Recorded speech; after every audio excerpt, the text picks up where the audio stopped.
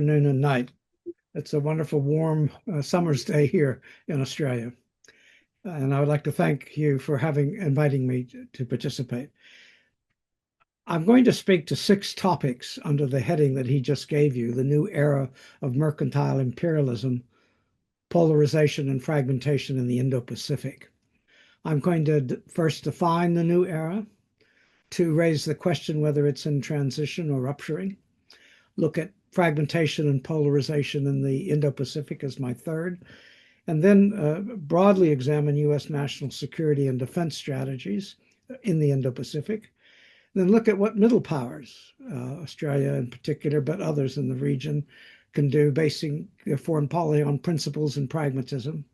And then end with taking a leaf out of what Donald Trump is pushing us all to do, burden sharing and burden shifting in alliance relationships. So with that, let me begin by defining the new era. First, I begin with Russia and old-style imperialism, which is still part of the global system. Putin talks about a Ruski Mir, a great Russia, Novorussia, a new Russia, and an area of influence of the near abroad extending to the former boundaries of the Soviet Union. We know, obviously, the invasion of Ukraine, but designs on Moldova, Georgia, Azerbaijan, and the Baltic states seem part of his agenda. And along the way, I mean, it's a nuclear power, but its economy is under that of California in size of GDP, has used economic instruments, pipeline diplomacy, using its abundant resources of hydrocarbon and gas to influence countries or threaten to take off, arms sales, getting countries dependent on Russian weapons and equipment, the use of mercenaries, particularly in Africa, the sale of nuclear technology in terms of reactors, wheat and fertilizer exports, which they produce in abundance, and acquiring the resources in the Arctic. And Russia fits into the Asia Pacific in that it has a partnership without limits with China, and briefly later does exercises around Japan and in Northeast Asia. And of course, it backs the Democratic People's Republic of Korea, and it looks like a trade between Korean soldiers in Ukraine, North Korean, and Russian nuclear technology to North Korea. Second is the rise of China. It's now the second largest economy, overtaking Japan, the largest by purchasing power parity by some economists. But it's characterized by predatory economics, by becoming the global engine, the workshop of the world, overproducing and dumping at cheap prices and flooding the markets from the close to China and abroad. Debt trap diplomacy through the Belt and Road Initiative. Forced technology transfer for businesses wishing to do business in China. Intellectual property theft. State subsidies, which lower the price of goods going abroad. And economic coercion, which Australia experienced when we criticized or wanted to know about the origins of COVID, where billions of dollars of our lobster, beef, and wheat but more importantly now, as we speak today, critical minerals, where the U.S. is trying to create a bloc to counter China's so-called monopoly on it. And all of these economic features by China of integrating lead to a part of subordination or that dilemma. In other words, China is your largest trading partner and America is your ally, which is Australia's case. What do you do when those two clash? The third is the Make America Great under Donald Trump. America first and peace through strength. There's nothing wrong with a country wanting to promote its interests, but under Donald Trump and in the national security and defense documents I'll be talking about, U.S. leadership has changed into being more assertive, unilateral, and transactional, and less value-based. The U.S. national security strategy, which I'll deal with separately, we want it to claim to be the world's strongest, most dynamic, and most innovative economy, the robust industrial base, the most robust, productive, innovative energy sector, the most scientifically and technologically advanced and innovative country. We want it all. How does the U.S. tend to achieve that? I'll raise those later.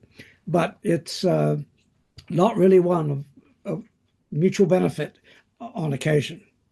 So let me turn now to defining the new era, the terms mercantile imperialism. I don't mean to be pejorative in using those terms. Mercantilism was debated in the 19th century, but here I mean it's about dealing in commerce, trade in goods and services. Simple. That's the new coin of the realm. And imperialism is extending power by coercion or force. The great powers can do that.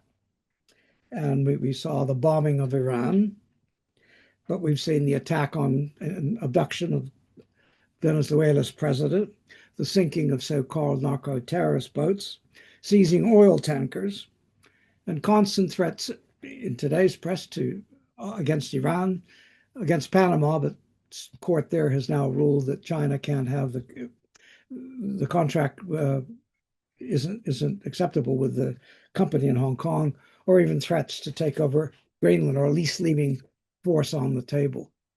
So that leads me, with all that depiction, to borrow some ideas from Prime Minister Mark Carney from Canada. Now, they are highly controversial and being debated, and I hope the audience here will pick that up in group discussions as we move along.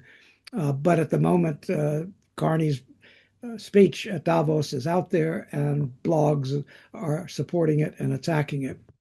But he says the world order is no longer in transition, it's been ruptured. So we can question that. Geopolitics, he says, among great powers is not subject to constraints. The era of great power rivalry is causing the rules-based order to fade. And he declares the UN's on the verge of bankruptcy. The UN is on the verge of bankruptcy, as its Secretary General declared. 95% of the debt owed to the UN is from the US. And the strategic arms strategic arms talks have expired.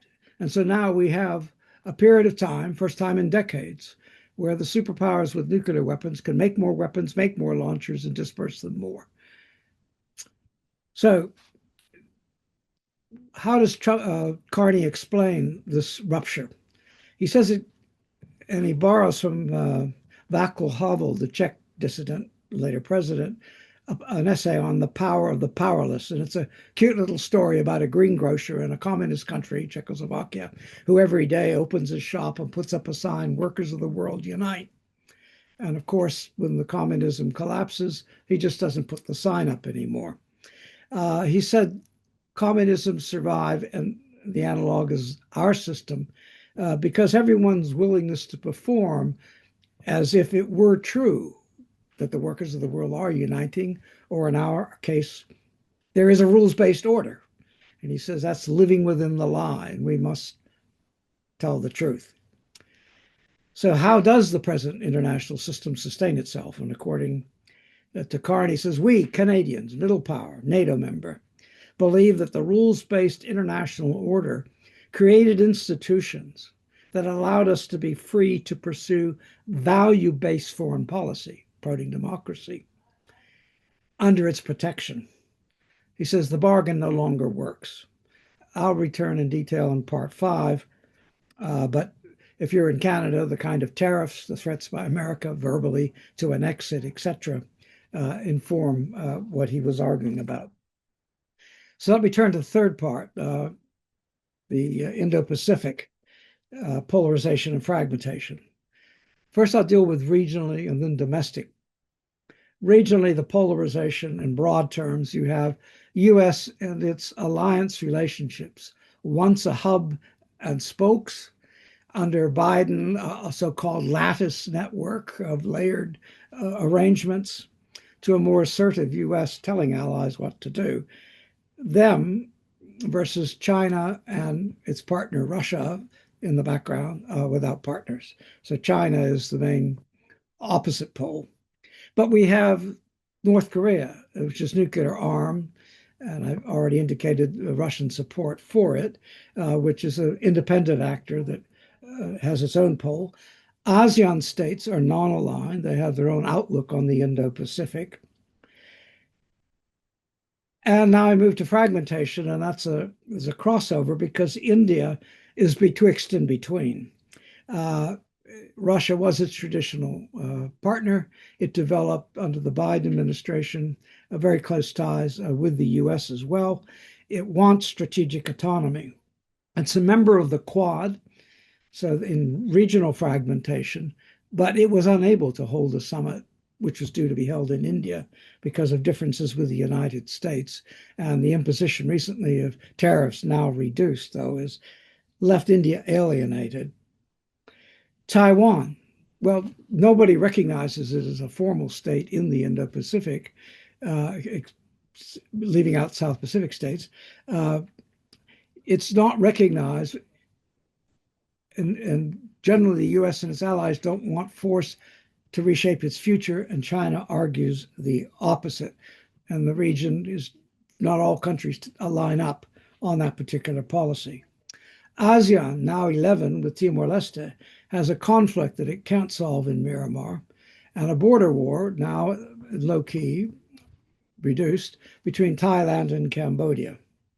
And then in the Pacific, we have, among Pacific islands, security arrangements, particularly Solomon Islands and China, opposite Australian relations with Fiji and Papua New Guinea. So that's regional fragmentation, but also every major actor is domestically fragmented. I only have to, my last example I'll just bring first is the current breakup of the Liberal coalition government, the rise of Pauline Hanson. Not everything is due to relations with China or the problems of the rule-based international order, but it does deal with climate change. It does deal with migration and refugees. It does deal with Gaza, the Palestinians, and anti-Semitism.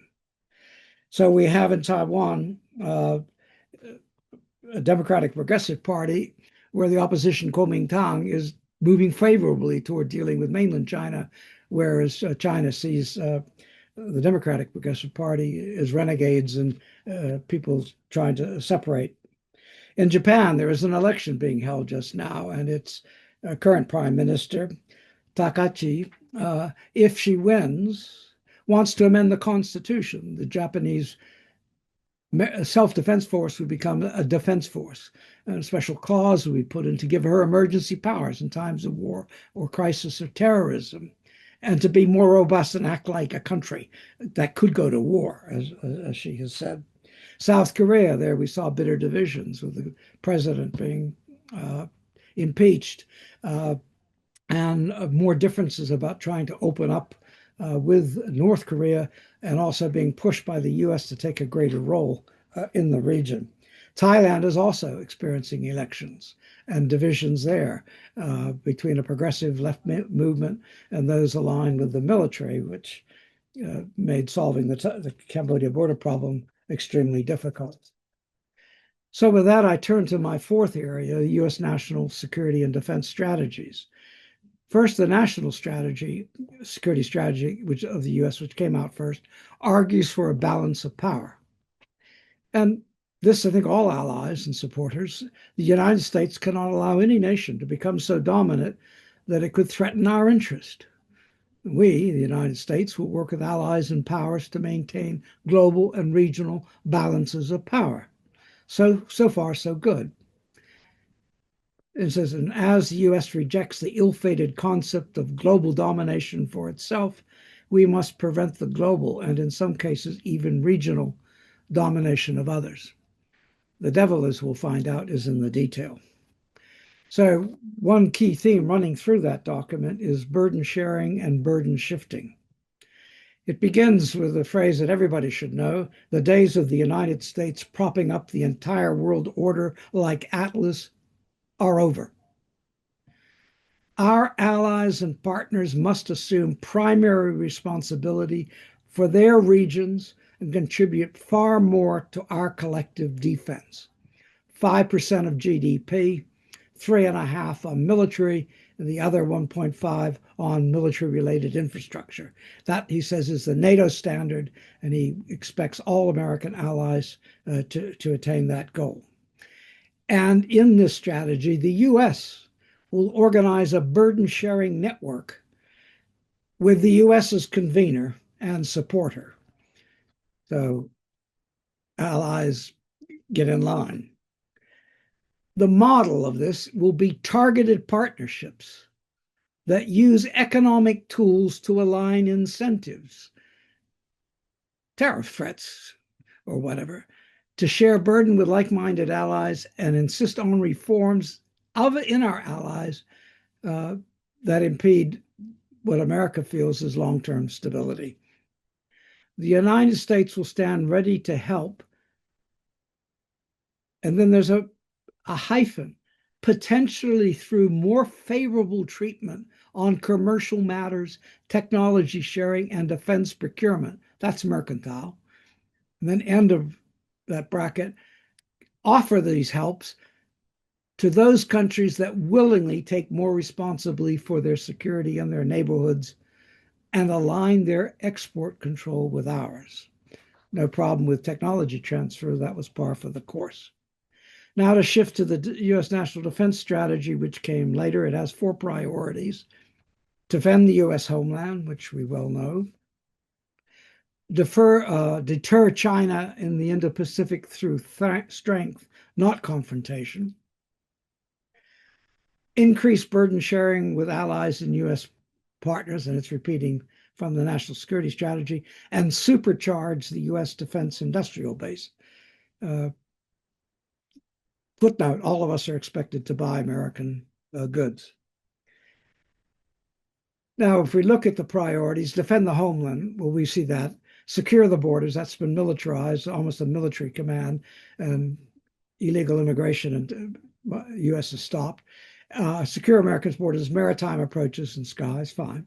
The Western Hemisphere, some analysts argue spheres of influence aren't part of this, but Greenland, Canada, Venezuela, the whole box and dice are what he's talking about. Access to key terrain, Panama Canal, the Gulf of America, which most of us know as the Gulf of Mexico, and Greenland are on the cards. And you see always for the threatened force, there are other ways of taking control, which I think will happen. And then we have the Trump corollary to the Monroe Doctrine, the Donroe corollary, that we focus decisive action that advances U.S. interest where our neighbors do not do their part to defend our shared interests.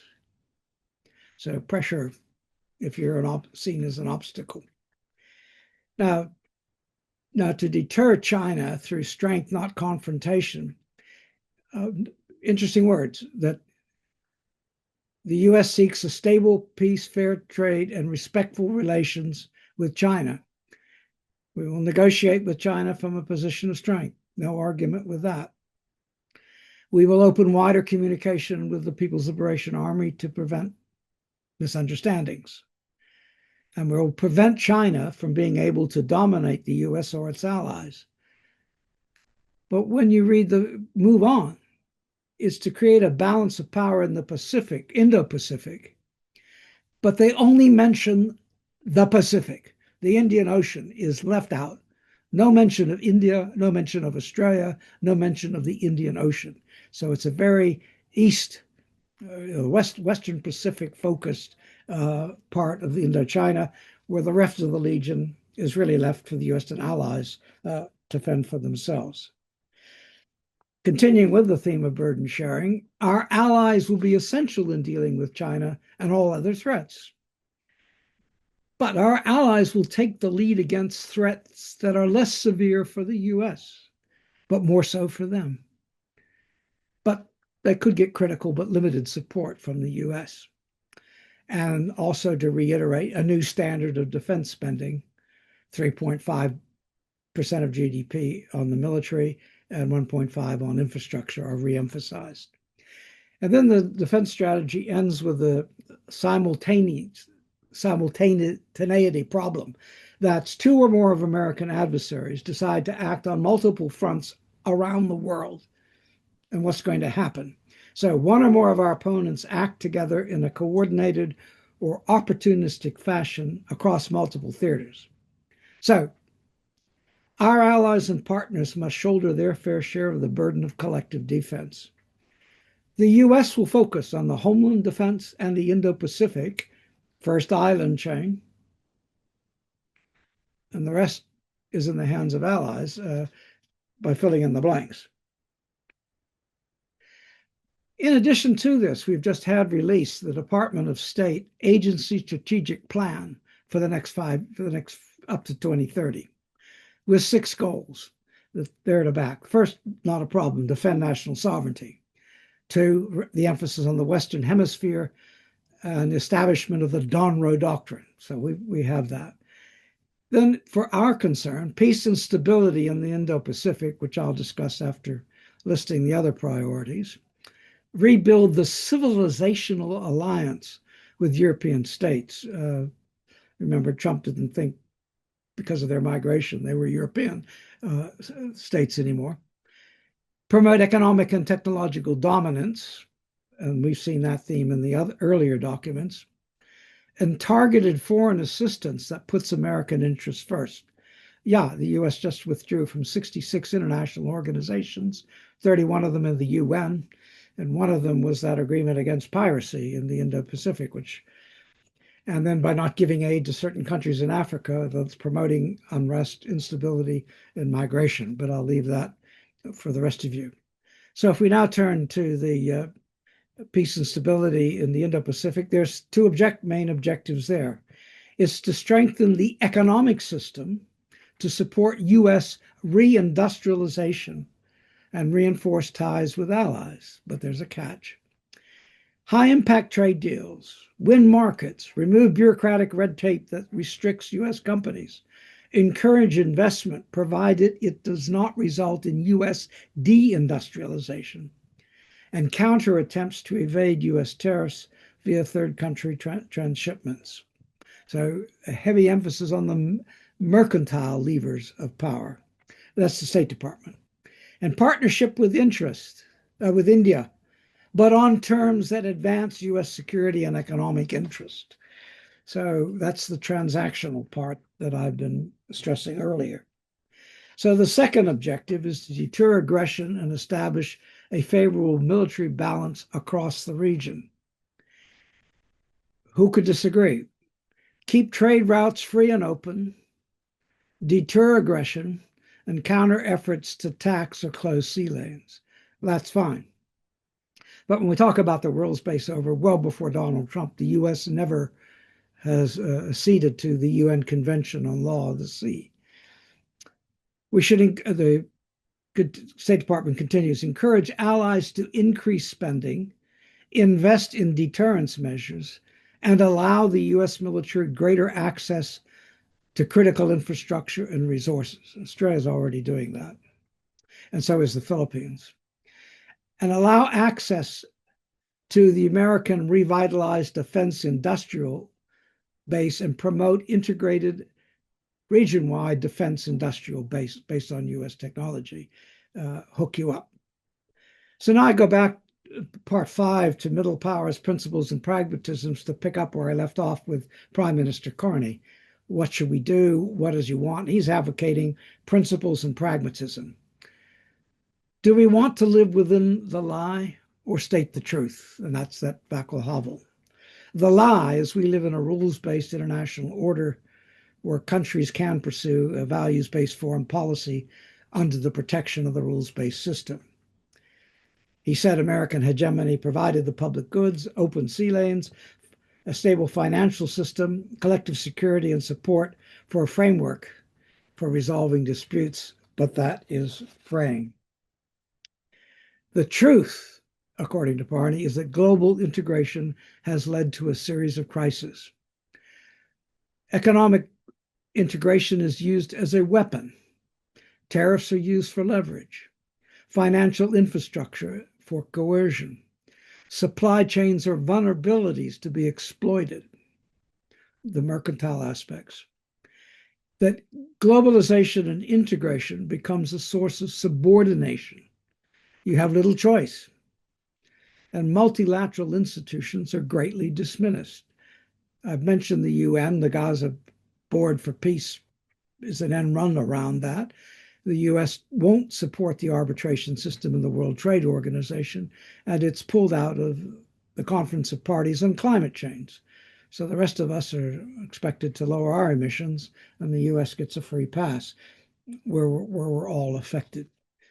To continue with this, Carney's, if great powers abandon the pretense of rules and values for unhindered pursuit of their power and their interest, the gains from transactionalism become harder to replicate. What does he mean by that? He says you can't monetize relationships among competing hegemons. Eventually, more than just money and the cash balance come into play.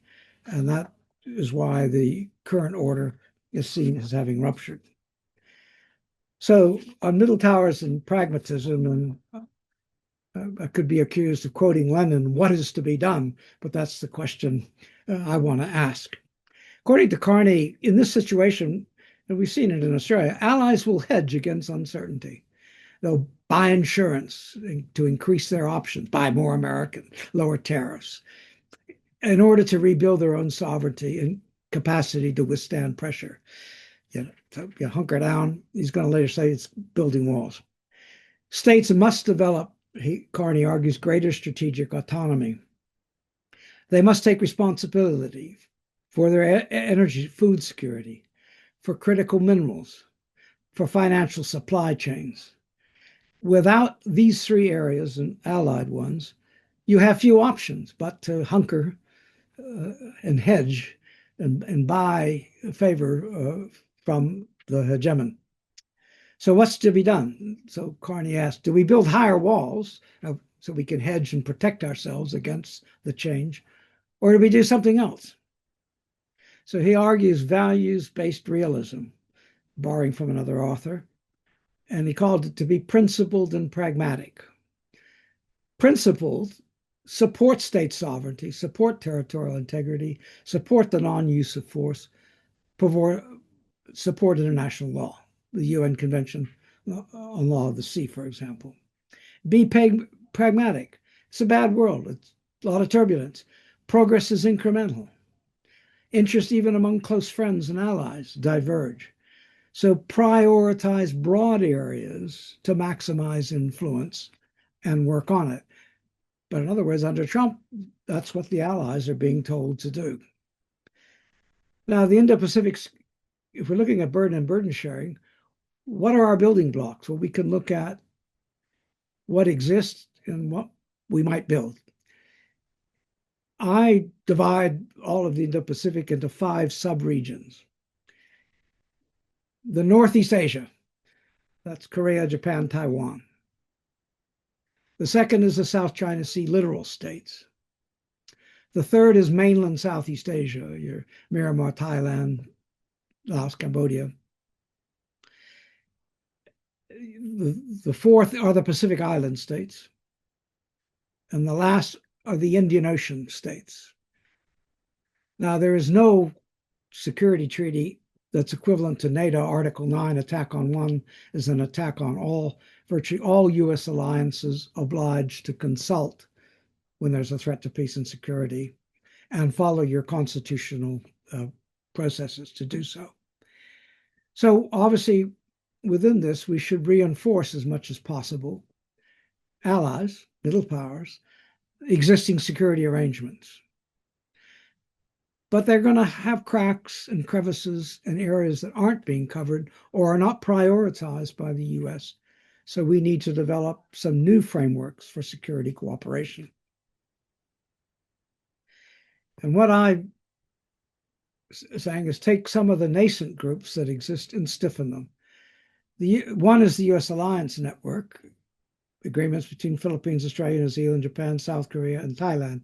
Each one of those allies has got to determine whether they'll meet the expenditure, where they can work with the U.S., or on what issues, like mainland Southeast Asia, the U.S. isn't going to be greatly concerned if there are conflicts. It's up to the locals to do it. We have AUKUS, and that should be Australia, United Kingdom, US. Two pillars, and one is should the second technological pillar be expanded by including Japan and other acceptable partners in itself. And AUKUS would provide the deterrence capability in the long term, 2030, for Australia. We have the five-power defense arrangement between Malaysia, Singapore, Australia, New Zealand, and the UK for the defense of peninsular Malaysia, Singapore, and the waters around them. But as I say, make sure that doesn't fall through the crevice and keep it going and effective. And I'll return to some of that. And the Quad still can run and is multilateral exercises with the US participating. But in the Indian Ocean, as I'll make an argument, there's a special role for Australia, India, plus Japan, if it can come. But work with the existing to clarify what areas can be covered and what need to be covered by new security architecture. Now, there's another nascent group called the Squad, which is Australia, Japan, Philippines, plus the US. And the US is keen on the Philippines because it's part of the first island chain. And firming up that could relieve some pressures elsewhere.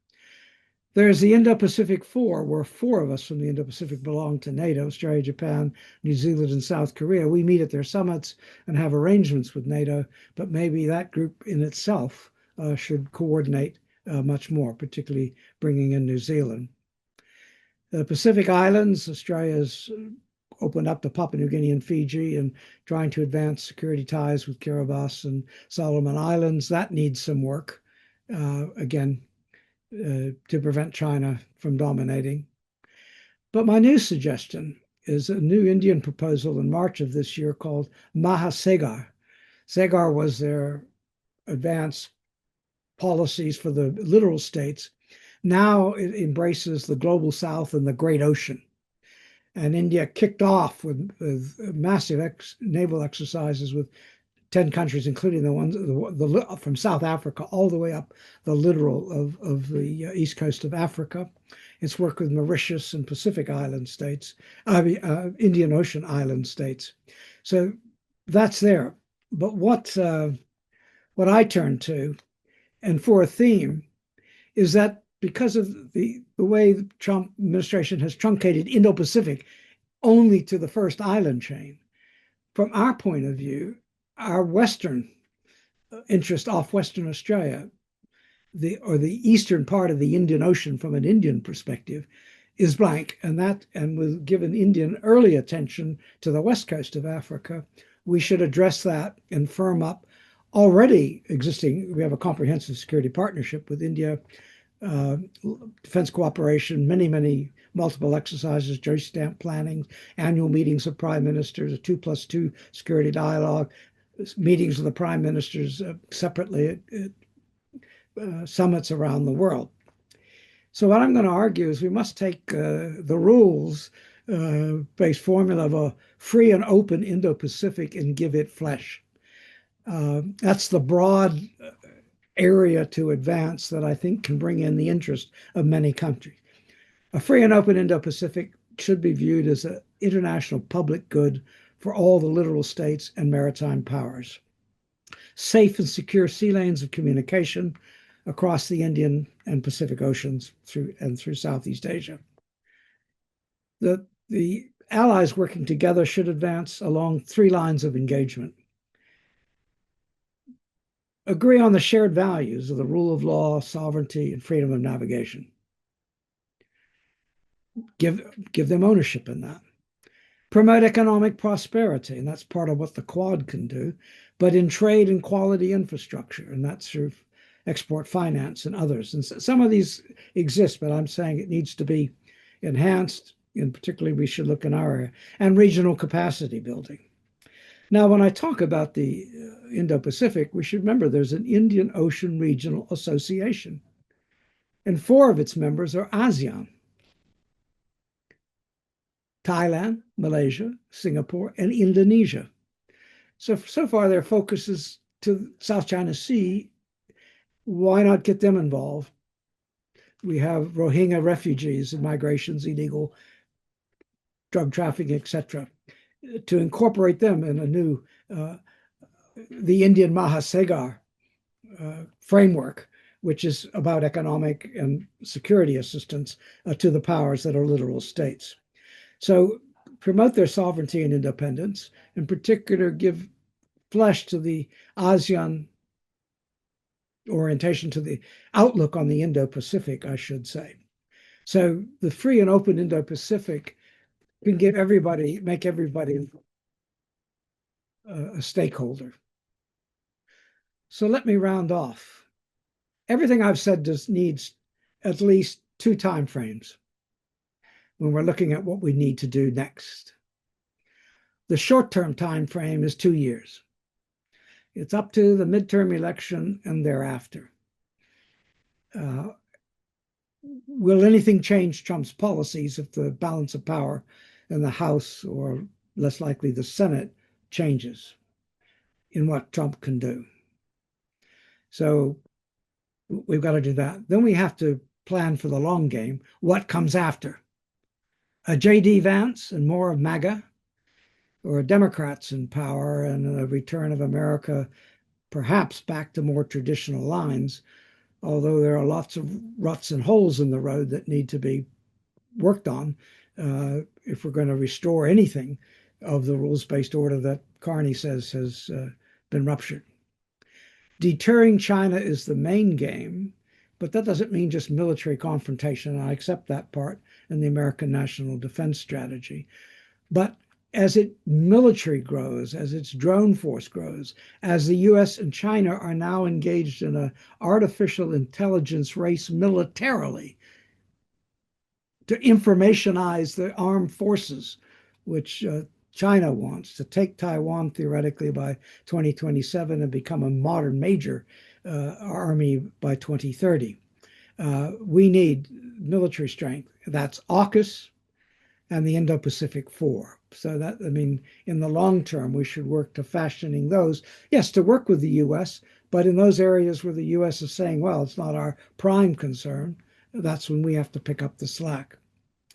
So we have to form new security frameworks for each of the 5 subregions, and I've only dealt in the Indian Ocean of the region itself, because most of them are viewed as peripheral to U.S. interest.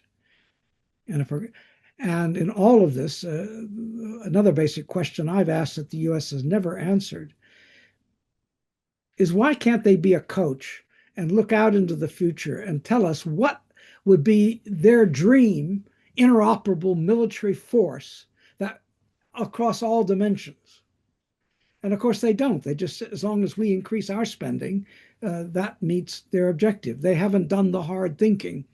And that needs to be done by the allies as well. What are the capabilities to maintain the deterrence?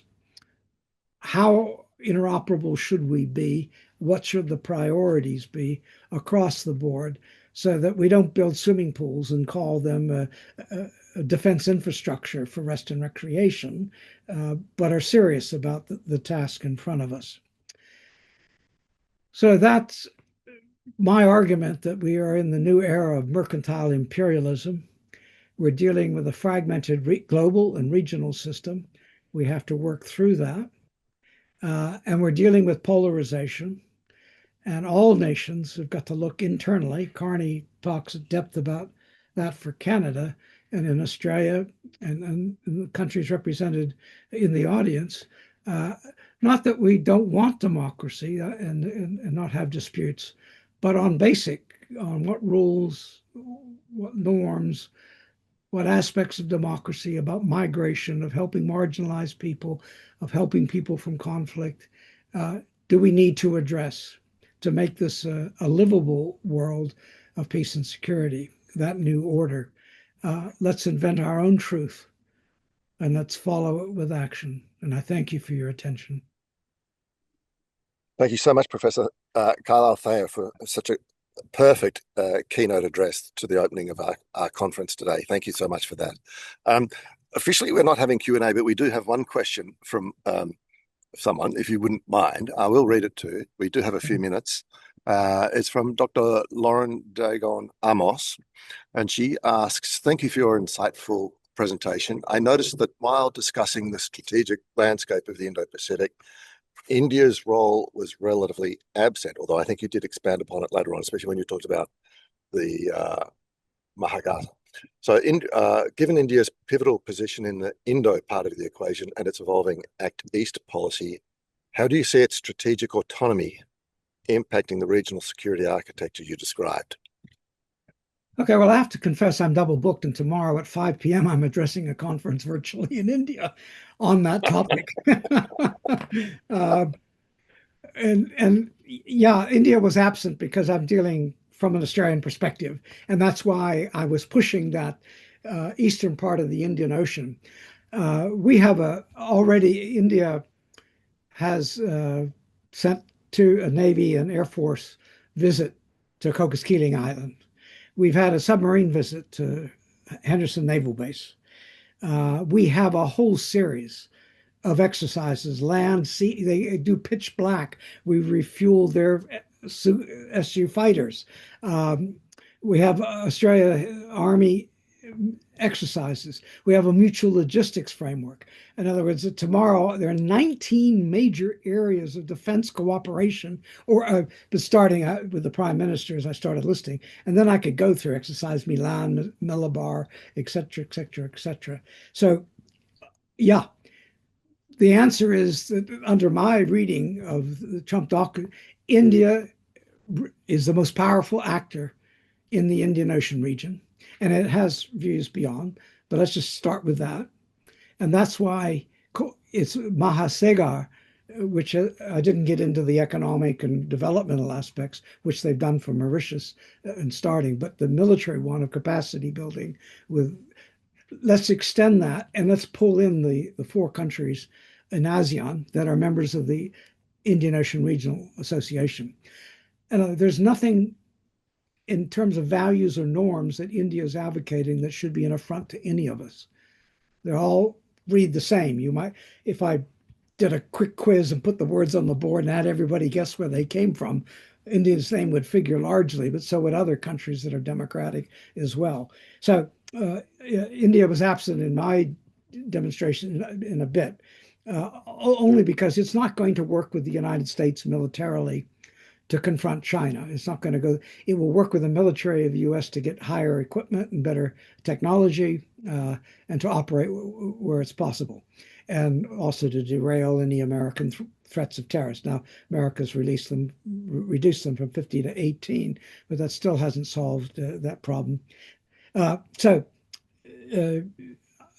we have that comprehensive partnership with India, and that should be deepened. And there's no reason, as I'm saying, the new security framework should be this ad hoc, I'm saying, that can address one area, the Andaman Sea, Nicobar Islands for India. And what I couldn't really get was a good map showing the Chinese flotilla that circumnavigated Australia and came up on the western side. China isn't going to do that as a way of upsetting the balance of power there, but its submarines are, and that's tomorrow's paper. I'm forgetting my main themes, but the deterrence is what brings India and Australia together in this is what China is doing in the region, and in particularly the Indian Ocean region. So your discussions are going to include that.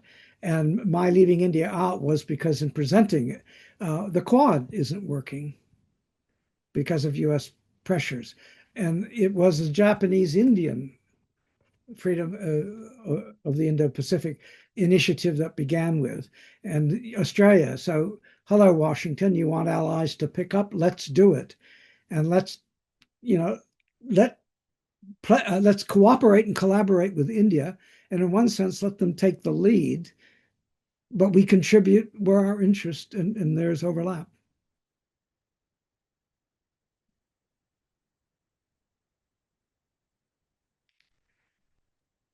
Thank you. Thank you, Professor Carlyle. Thank you, Carlyle Thayer, for such a great answer. I think we'll stop there because we don't have any time for more questions. But I want to take this time to thank you for such a brilliant keynote address. On behalf of the Indo-Pacific Studies Center, our speakers, participants, and partners across the region, thank you for setting such a rigorous and thoughtful tone for the opening of our inaugural conference. We're deeply grateful for your generosity with your time and your insight and your continued engagement with this community, and of course your role as a member of the advisory board of the Indo-Pacific Studies Center. We greatly appreciate it. So thank you very much on behalf of everyone, Professor. Thank you for having me. It's been fantastic, and we look forward. Enjoy your conference tomorrow in India. I wish I could be there. Yes. So we'll be resuming in about 15 minutes time for the next presentation. So please either stay online or rejoin us. And thanks very much.